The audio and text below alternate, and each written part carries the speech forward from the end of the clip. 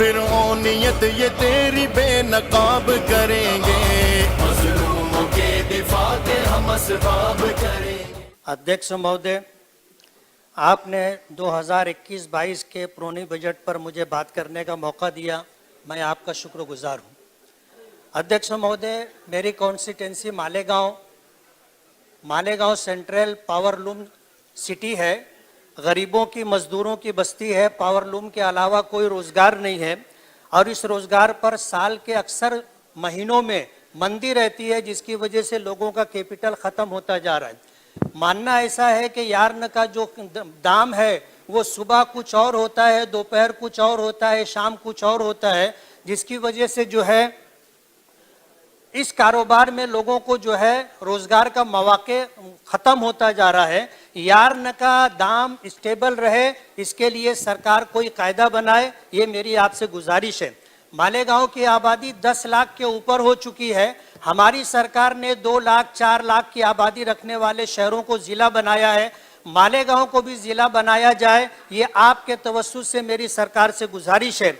मालेगांव में जब 10 लाख से ज़्यादा आबादी है और पुलिस स्टेशन जो है कम है, पुलिस की तादाद कम है, जिसकी वजह से जब घटनाएं होती है, चोरी है, डकैती है, मर्डर है, हाफ मर्डर है, झगड़ा है, तो इस मामले के अंदर जो है बड़ी दिक्कतें पेश आती हैं और लॉ एंड ऑर्डर बिगड़ता है। पुलिस स्टेशन की तादाद बढ़ाई जाए, पुलिस की नफरी बढ़ाई जाए। मालेगांव में 67% से ज़्यादा आबादी झोपड़पट्टियों में रहती है, जिनके पास मूलभूत सुविधा भी नहीं है। तो रोड, लाइट, गटर, पानी, प्ले ग्राउंड और गार्डन के लिए सरकार फंड फराहम करे, ताकि मालेगांव के लोगों को रोजगार के साथ साथ अच्छी तरह जिंदगी गुजारने का मौका भी मिले। अध्यक्ष महोदय, मालेगांव में 12 नवंबर को रजा एकेडमी और ऑल इंडिया सुन्नी जमीयतुल उलमा ने बंद का ऐलान किया था।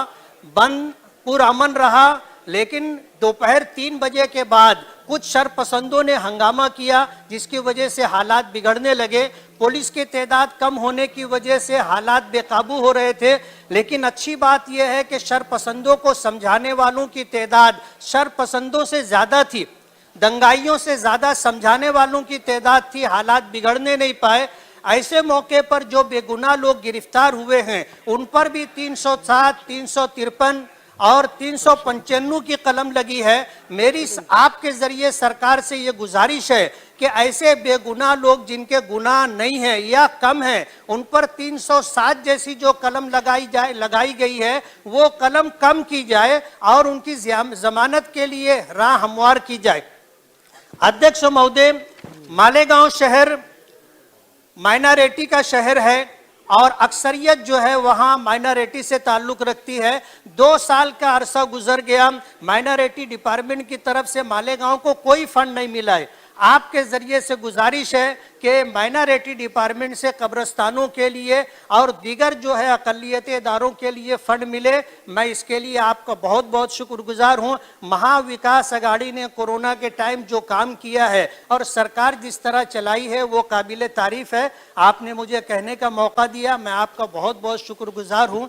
शुक्रिया। इस वीडियो के लिए ताउन किया है पोलाइट हेल्थ केयर मुंबई, तकमीली तेल बीना Malegaon, GS herbal Unani Akola, Alkhadam tours and travels India, Mardana ayurvedic Jalgaon और रोशन यूनानी दवाखाना के थल।